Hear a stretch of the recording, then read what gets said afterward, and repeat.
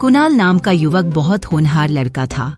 उसने अपने पढ़ाई के दिनों में बिना टाइम पास किए अपनी पढ़ाई पर फोकस किया था, जिसकी वजह से वह हमेशा अपने क्लास में नंबर 1 रहता था। 22 साल की उम्र में उसे एक अच्छी जॉब मिल गई थी। उसकी सैलरी तकरीबन 40,000 रुपए थी। उसके लाइफ बड़ी जबरदस्त चल रही थी। उसके सपने बड़े ऊंचे थे। वह जिंदगी को बेहतरीन तरीके से जी रहा था। उसके जिंदगी में एक खूबसूरत मोड़ तब आया जब कुणाल की 25 साल की उम्र में सानिया से शादी हो गई। सानिया बेहद खूबसूरत और काफी टैलेंटेड थी। दोनों हनीमून मनाने शिमला गए थे। दोनों ने जिंदगी के बेहद हसीन पलों को वहां जिया। 1 साल बाद एक बेटी ने जन्म लिया। उनके घर में खुशियां ही खुशियां आ गई थी। उनकी जिंदगी बड़ी मजेदार चल रही थी। कुणाल और सानिया अपनी नन्ही सी बेटी से बेहद प्यार करते थे।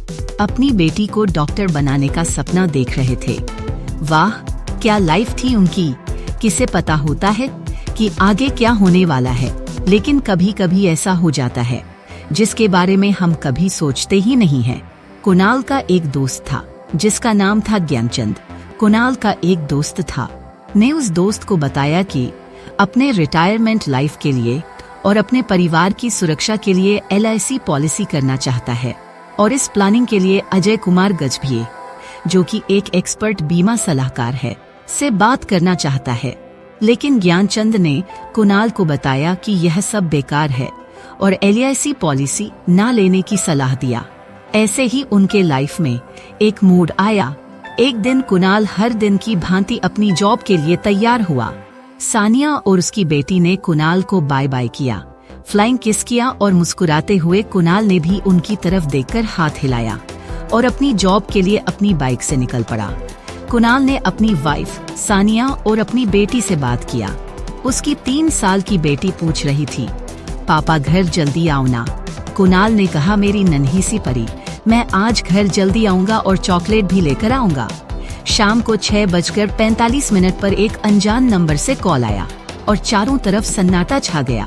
यह साल की बेटी अपनी मम्मी से पूछ रही थी, मम्मा क्या हुआ, मम्मा क्या हुआ, मम्मा क्या हुआ, मुझे बताओ मम्मा क्या हुआ। दरअसल सानिया का रो रो कर बेहाल हो रहा था। वह कॉल कुणाल के एक दोस्त संजीव ने किया था। उसके सानिया को बताया था कि कुणाल घर जाने के लिए ऑफिस से निकला था। कुछ दूर जाने के बाद एक बड़ा एक्सीडेंट हो गया और तुरंत ही पास के एक अस्पताल में कुणाल को एडमिट किया गया। लेकिन उसके सर पर बहुत ज्यादा लग गया था, खून भी बहुत बह गया था।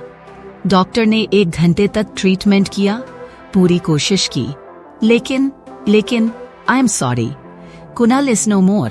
यह सब सुनकर सानिया और उसकी 3 साल की बेटी की दुनिया अब उजड़ चुकी थी।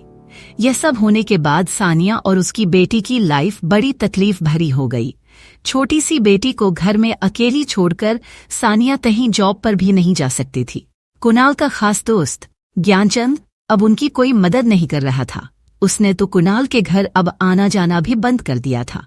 क्या आप सोचकर यह बता सकते हैं कि कुणाल ने अपने दोस्त ज्ञानचंद की सलाह मानकर LIC पॉलिसी को इग्नोर किया था तो सही किया था या गलत किया था? क्या आप इस बात को गंभीरता से सोच सकते हैं?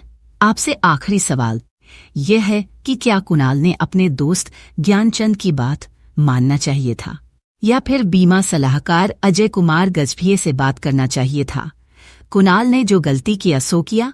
उसकी गलती की वजह से उसके परिवार को जिस संघर्ष से गुजरना पड़ा वो तो वही जानते हैं। मगर क्या आप भी यही गलती करना चाहते हैं?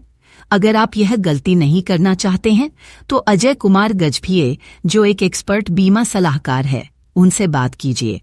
वह आपको एक बेहतर प्लानिंग बना कर देंगे। यह बेहतरीन कहानी सुनने और समझने के लिए आपका बहुत बहुत धन्यवाद।